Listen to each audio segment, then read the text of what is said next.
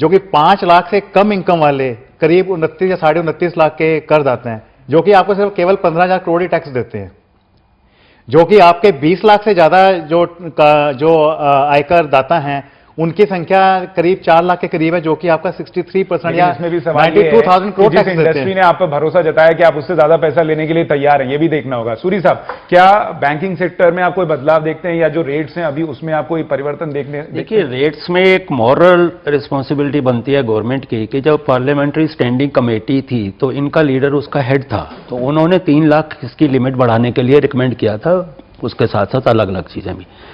तो उसको निभाते हुए जैसे इन्होंने कहा है कि भाई कुछ राहत लोगों को मिलेगी, राहत अगर आप दोगे नहीं, रेवेन्यू आपने जनरेट करने हैं, तो क्या वो सिर्फ एक ही एवेन्यू है कि लोगों की कॉस्ट पर करने हैं, उन्हीं से लेने हैं, या कोई और एवेन्यूज भी इसके बारे में देखे जा सकते हैं? जैसे रेलवे का ही बढ़ा दिया किराया, चलो बढ़ाना है आपने, बजट आ रहा है, और उसी को जब आप अपोजिशन में थे तो आपने बहुत लंबा चिट्ठी लिखा प्रेसिडेंट को कि ये बजट से पहले अच्छा नहीं लगता, मॉरल नहीं है, ऐसे आपको नहीं करना चाहिए। उन चीजों पर गवर्नमेंट को अपनी एक साख जो एक बनाने की कोशिश कर रहे हैं, जो अपनी एक रेपुटेशन बनाई है, उस पर मेंटेन रहना चाहिए।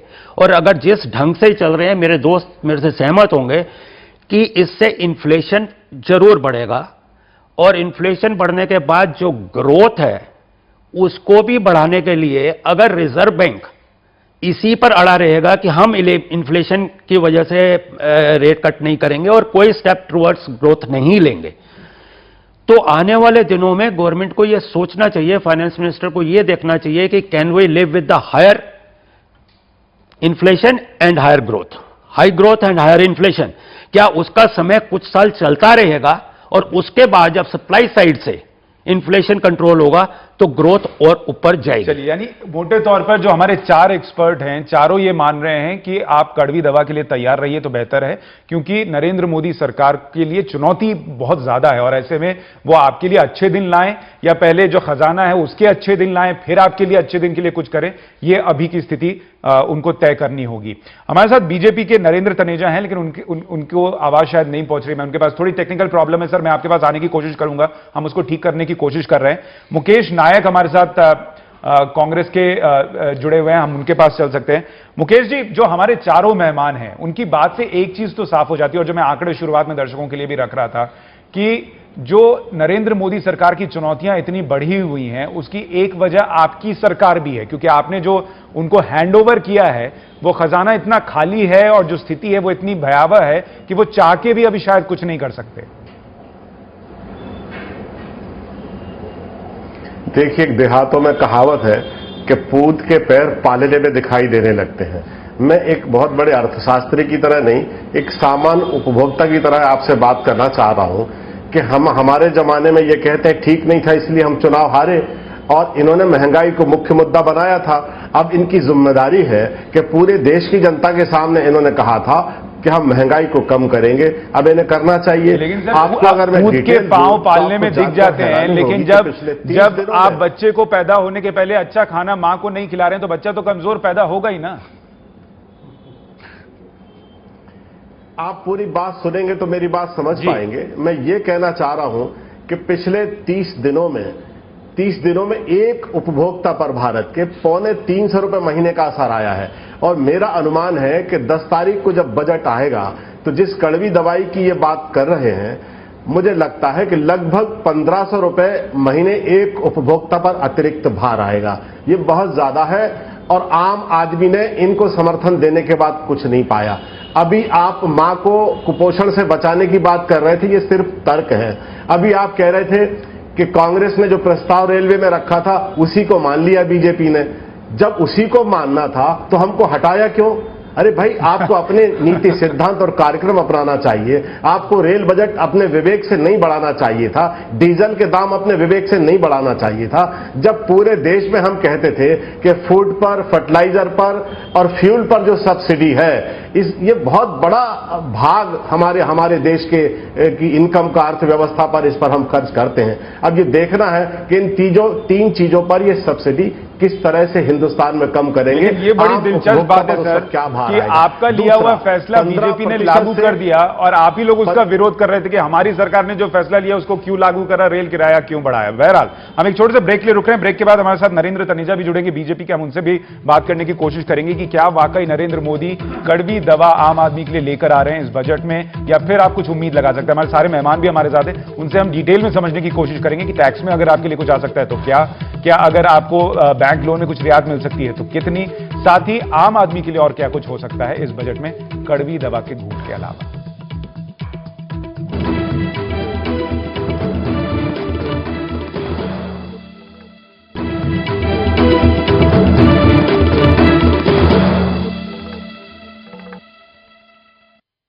8 जुलाई को रेल बजट, 9 जुलाई को आर्थिक सर्वे और 10 जुलाई को आम बजट।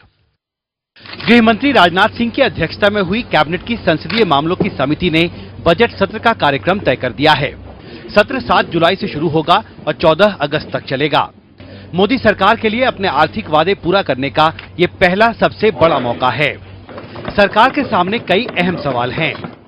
क्या आयकर में मानक छूट की सीमा बढ़ाई जाए? क्या उद्योग जगत का भरोसा लौटाने के लिए कर्जों पर ब्याज दरें घटाई जाएं? इसके अलावा रसोई गैस से लेकर डीजल तक की सब्सिडियों का क्या किया जाए? बजट से पहले एक अहम फैसला खाद्य मंत्री रामविलास पासवान ने किया।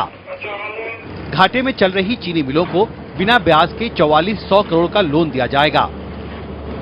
ये देश के बदहाल गन्ना किसानों के लिए नरेंद्र मोदी का चुनावी वादा भी था। देश भर में चीनी मिलों का किसानों पर 11,000 करोड़ बकाया है।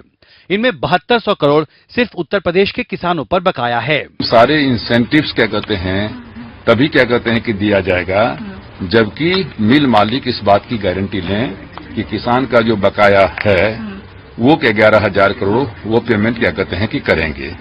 काले पैसे पर स्विस बैंकों के ताजा रुख ने सरकार का हौसला बढ़ा दिया है। हालांकि जेटली बता रहे हैं कि आधिकारिक तौर पर स्विस सरकार से उन्हें कोई सूचना नहीं मिली है। वित्त मंत्रालय आज स्विट्जरलैंड के जो उपयुक्त अधिकारी हैं उनको लिख रहा है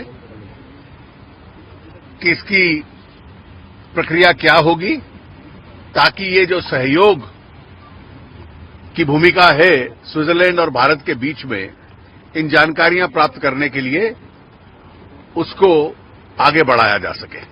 रेल किराए में बढ़ोतरी का एक इशारा यही है कि सरकार फिलहाल सख्त फैसले लेने से हिचकेगी नहीं। अर्थव्यवस्था को दोबारा पटरी पर लाने की जद्दोजहद में जुटी मोदी सरकार के लिए आम बजट पहला अहम मौका होगा अपना आर्थिक एजेंडा संसद और देश के सामने पेश करने का। आर्थिक मोर्चे पर कई तरह की चुनौतियों से जूझ रहे वित्त मंत्री को इस बार अर्थव्यवस्था की जरूरतों और आम आदमी और उद्योग जगत की उम्मीदों और अपेक्षाओं के बीच तालमेल बिठाने के लिए कड़ी जद्दोजहद करनी होगी। दिल्ली से मानवेंद्र गौतम के साथ Himanshu Shekhar, NDTV India.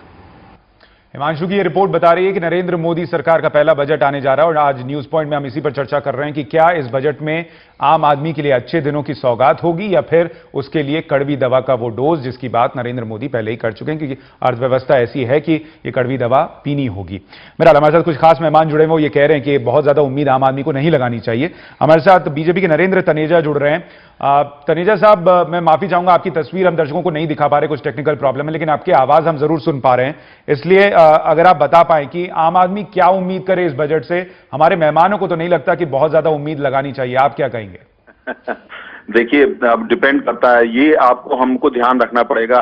Bharatiya Janata party की सरकार, नरेंद्र मोदी जी की सरकार जो है वो एक्सपेक्टेशंस पे आई है। हम इस बात का हमको पूरा पता है कि लोगों की हमसे क्या उम्मीदें हैं, और हमारा जो पूरा ध्यान यह है कि जो हमने वायदे किए हैं और लोगों को जो हमसे उम्मीदें हैं, 126 करोड़ लोगों की उम्मीदें, हम उनके लिए काम करें, हम पूरी प्लानिंग उनके हिसाब से करें। हम जानते हैं कि बजट और अर्थव्यवस्था, ये अर्थव्यवस्था सिद्धांतों पे चलती है और उसमें हम वो सिद्धांतों से ही चलेंगे।